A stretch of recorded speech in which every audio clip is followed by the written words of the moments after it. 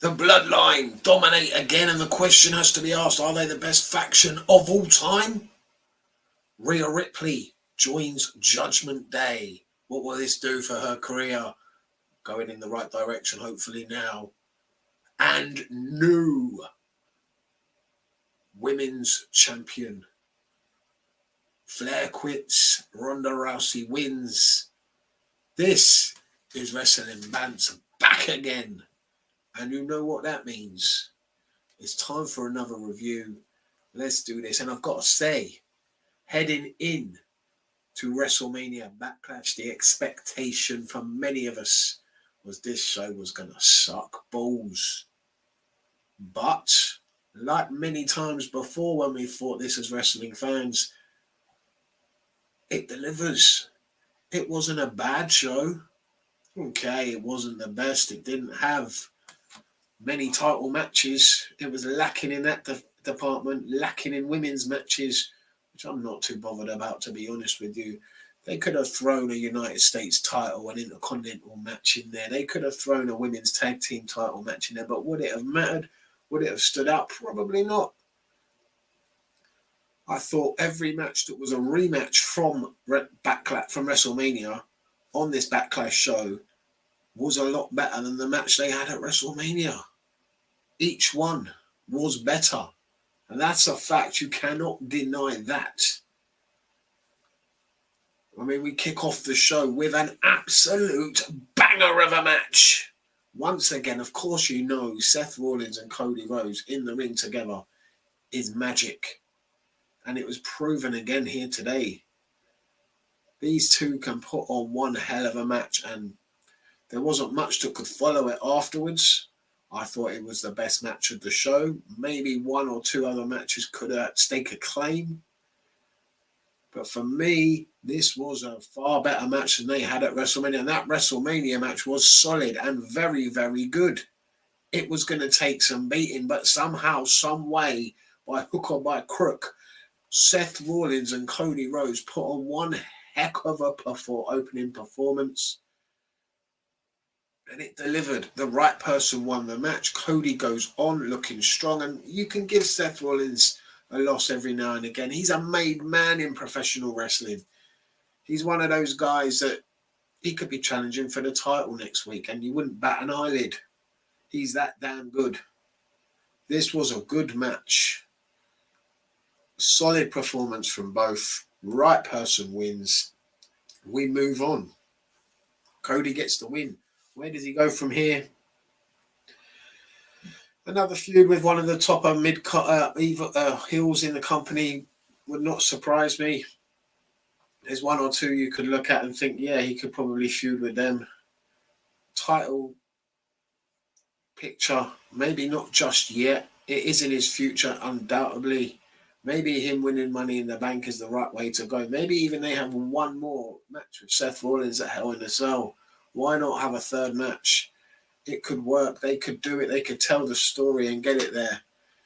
But there's so many other opportunities for Cody Rhodes. The future's bright for him in the WWE. I'm looking forward to the story he tells on his way to eventually becoming a champion in WWE. It is going to happen.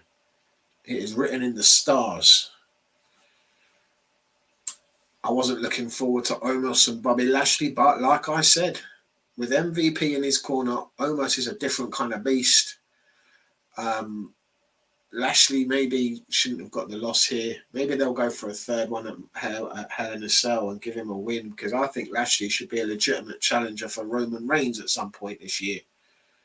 Either at Money in the Bank or at Hell in a Cell or even at SummerSlam, Bobby Lashley deserves a title shot. Like it or not, the way he lost that title was unfair. He beat Brock Lesnar. He has to drop the title in the Elimination Chamber. Didn't really get his rematch. And I think he deserves one at some point. So losing here to Omos, maybe not the best decision. But they can go for a third match. I'm all in for that and give Bobby the win in the third match. Omos looked better in this match. He's getting better. Improving. So I think MVP really helps with him in the corner to add that distraction factor and get involved and help Omos get the wins. But it's going to take time for Omos to build himself up the ladder, and I don't see where he goes, really. But it was okay. Better than the match they had at WrestleMania. That's all I can say. It wasn't the greatest match on the card. I wasn't expecting it to be fantastic. It was a short 8-minute match, so there you go. That's what you're going to get. But decent enough to lead into another very, very good match, in my opinion. One of, if not the best matches of the show. Like I said, there were 3 matches on this card that were outstanding. And this second one, for me, along with Cody and Seth, Edge versus AJ. Again, a rematch from WrestleMania. And again, they knocked it out the park. This was fantastic. They told a great story. Edge going after the injured arm of AJ Styles. It worked. It had good legs on it, a good match, and a decent finish as well. Didn't really like the whole Damian Priest thing, coming down and standing by ringside when he was supposed to be barred by ringside, technically in the aisleway. That's bullshit. Finn Balor comes out. Where did he go? He just disappeared. I assumed Finn Balor was turning. I didn't think it'd be Rhea Ripley tonight. Everyone knew Ripley was joining this faction. I like how she was masked up, and they're like, so the commentators saying, "Who is he? Who is he? Who is he?" And then the mask comes off with Rhea Ripley. They could have actually maybe saved it and not let us know until maybe Raw or a couple of weeks later. Tease it a little bit. Give us a reason to watch Raw. But they blew their load early, as they do a lot in professional wrestling. People don't want to wait. Don't want to stretch it out. Rhea Ripley's part of Judgement Day, and I like the look of her. I don't know what happened to Damian Priest again. I would have liked to see all 3 of them standing together, see that picture. But Rhea Ripley's there. She's dyed her hair. She's looking good, along with Edge. And I'm so happy now she's away from the trashy comedy bullshit with Nikki Ash and Liv Morgan in those stupid tag teams. They were just holding her back, holding her down from reaching her full potential. Now she's with Edge. Now we can take her seriously. Now we can get her on the road to becoming one of the best women in the business and becoming champion once again. It's got to happen. This girl is super talented. She's got the look. She can work. And it's just, this is the last piece of the puzzle, I believe, for her to become a top star in the business. I enjoyed the Edge-AJ match. That was just fantastic, though. The way Edge won the match by submission. AJ passes out thanks to distraction from Rhea Ripley. So this has got legs on it as well. We could go to a third match. Why not? AJ's been screwed twice now. For me, this should be the match that's in the Hell in a Cell. There should only really be one Hell in a Cell match at Hell in a Cell. And for me, this is the one that should happen with. Edge versus AJ, keeping everyone else outside. Maybe have Finn Balor interfere somehow, become the Demon and join Judgment Day is the way I'd go with it. Being that final, 4th and final member, I don't think you need many more after that. But yeah, good match, good finish. Right person wins again. Edge getting stronger, and this Judgment Day faction looking good. Enjoying things there. We move on to the I Quit match, and to be honest with you, I'd quit with the build-up for this match. I wanted to quit before it even happened because it was poor. But big butts. I like big butts, and I cannot lie. This match was very, very good. Ronda Rousey and Charlotte Flair delivered. You cannot deny. I won't tell a lie. This was good. Okay, I could have lived without all the kendo sticks. I can live without kendo sticks in professional wrestling. I don't know where they've come from and why there are so many kendo sticks in a wrestling arena. It makes no sense. But other than that, this was a violent fight. It looked like a fight. It looked like a brawl. Well done. It didn't look like your stereotypical wrestling match. They fought each other. They beat the crap out of each other around the ring, outside, in the crowd. It was good. Calling each other bitch constantly. I didn't mind that. The right person won. Where do you go from here now? I think give Charlotte Flair a bit of a break. Give her a bit of a rest. Let her heal up. She's been carrying this women's division for a long time. It's time to try and get some new stars over. I mean, Ronda Rousey, for me, this was one of her best matches in a while, probably since that tag team match she had with Kurt Angle and Triple H. Notably, this was probably her best match. Singles. No doubt. Where does she go from here? Does she? Who could face her next? There's rumours of Bayley coming back, but I don't think she's fully fit yet after what she said on Twitter. So we have to wait and see who's next. Maybe they do one more match at Hell in a Cell, in the Hell in a Cell with Flair. That could go. They could go there.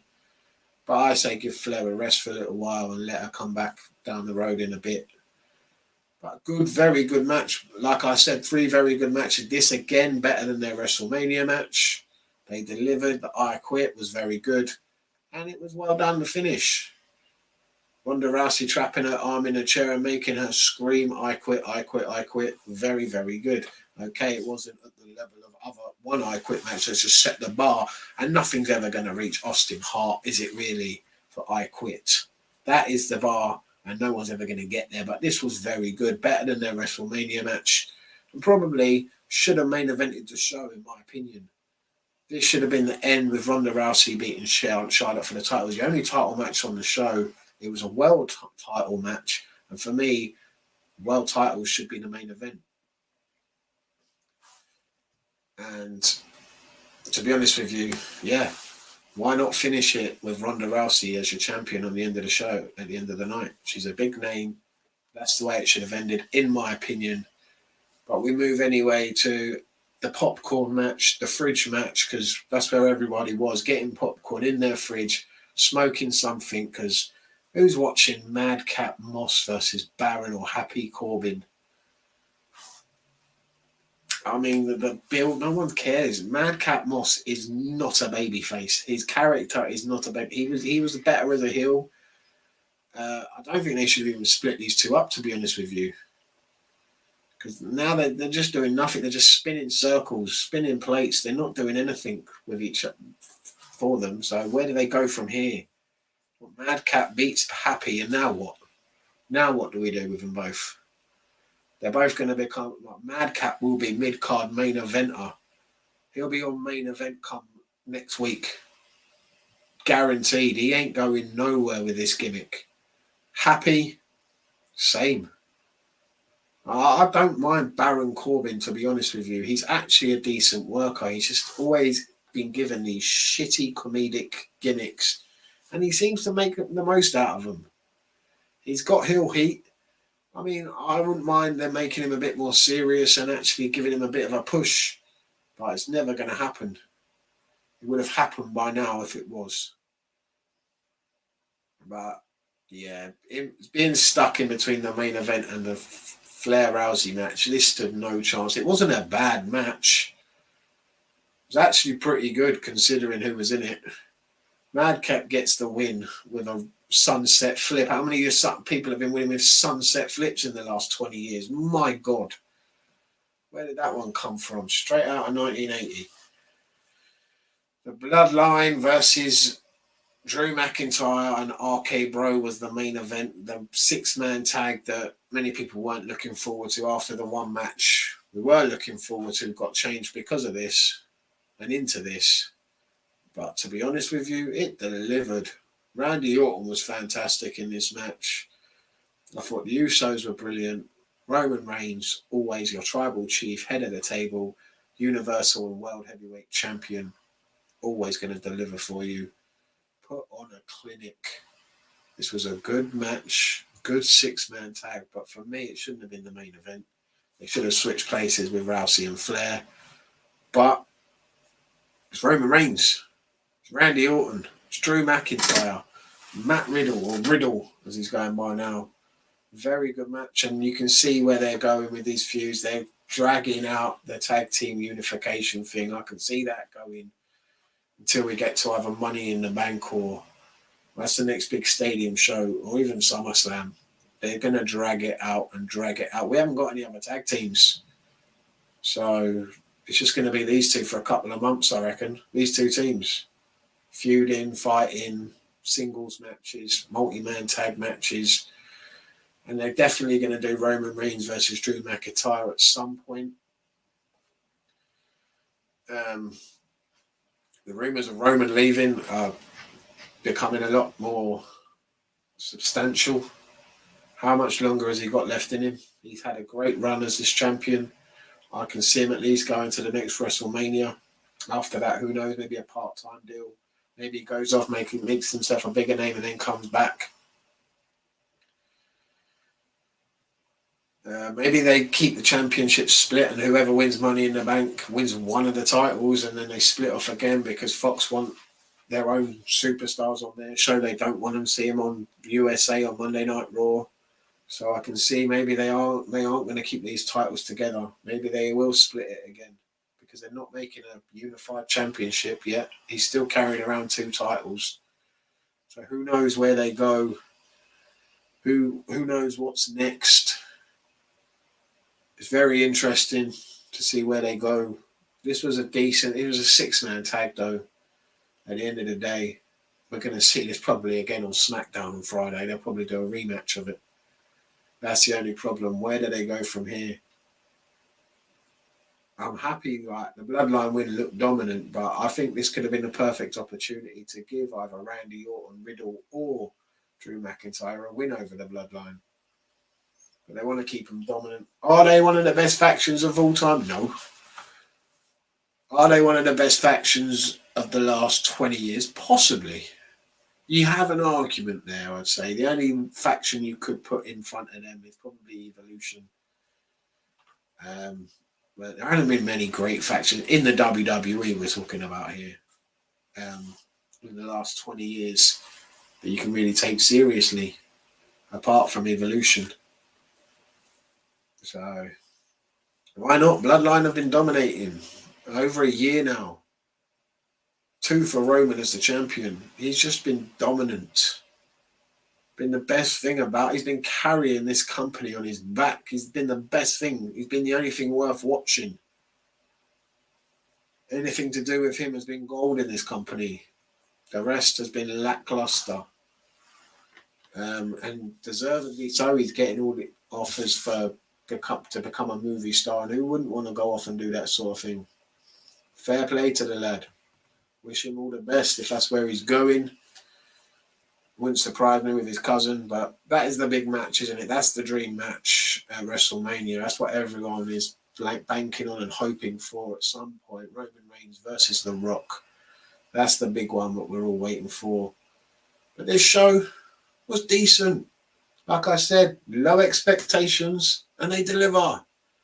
Maybe we should keep our expectations low, keep our powder dry until the show actually starts. Stop bigging things up. Let's just say every pay-per-view or premium event, whatever wrestling show you're watching, it's just going to suck ass. Just keep it like that, yeah? Keep your expectations low, and then you're always happy. When you big things up, they usually never live up to the expectations. So, yeah. Let's just start saying everything's going to be shit. Be pessimistic about everything, and then you might be happy when they actually deliver. But yeah, Backlash was okay. For a mid-show, like you can see with the top 5 shows, they're saving the matches for the big shows, drawing in the crowds for them, and that's smart. Like I said, I wouldn't have minded seeing an Intercontinental or United States Championship match on this show. They do nothing with those titles. No Bianca Belair. I was surprised there wasn't a lot of women's wrestling on this show. They usually have at least 2 to 3 matches on their pay-per-views, or premium events, whatever we're calling them. That was a bit of a surprise. So I would like to see, hopefully, by Monday Night Raw, they've got stuff figured out for their Raw Women's Champion. Where they go on SmackDown with Ronda Rousey, who knows? Hopefully they've got something lined up for her. Hopefully they've got stuff lined up for the IC champion and the United States champion. Who knows? I doubt it, but who knows? Money in the Bank is going to be at a big arena, which is cool. It should be one of the big 5. It's one of the more interesting pay-per-views for people. So it was very interesting. They did that video package with Cody, and he mentioned that whoever wins Money in the Bank could go on to WrestleMania. Does he mean that they get the title shot? Is they changing it from Royal Rumble? Because then the Royal Rumble means nothing. Or does he mean that they win the championship and then they could go on as the champion to WrestleMania? That is what I was thinking where he was going with that one. I think. Don't change the Royal Rumble. That's one of your only pay-per-views I love. So don't start messing with that now. Things are fine. Money in the Bank should be a good show. We've got Hell in a Cell next. Like I said, you only need one Hell in a Cell match, and for me, it's Edge and AJ. That's the sensible one to go with. Unless they're going to do another Bloodline 6-man tag in a cell, which could work. Who knows where they're going. It's going to be fun to find out, though. Anyway, thank you very much for watching. I hope you enjoyed Backlash like I did. Decent show. Let me know down below. Thank you for everyone that's been subscribing, that's been following us on Twitter, that's been sharing stuff for us. You are fantastic. I love you all. I really do appreciate it. Please try and help us get to that 1K. We are over halfway now. But it's been a long haul trying to get there. Anyone that could help out, get people to start subscribing, to find us, to follow us. Anyone. I really do love it. Thank you very much. And I'll be back next time for your Raw review. Can't wait for that one. The Monday Night Raw after Backlash. Let's see what they've got in store for us, shall we? Anyway, peace out. Thanks for watching. Stay lucky and hit the subscribe.